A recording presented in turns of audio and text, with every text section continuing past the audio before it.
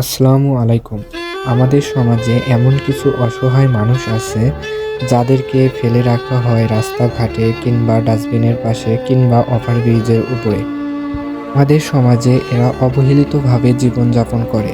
আমরা যদি একটু লক্ষ্য করি, আমাদের সমাজে হাজারো প্রতিবন্ধী ছেলে ও মেয়েরা পড়ে থাকে রাস্তাঘাটে।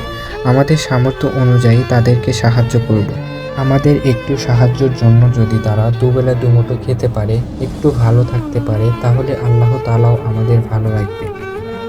একজনকে সাহায্য করলে হয়তো দুনিয়া বদলে যাবে না, কিন্তু তোমার একটু সাহায্যের জন্য ওই একজনের দুনিয়া বদলে যেতে পারে।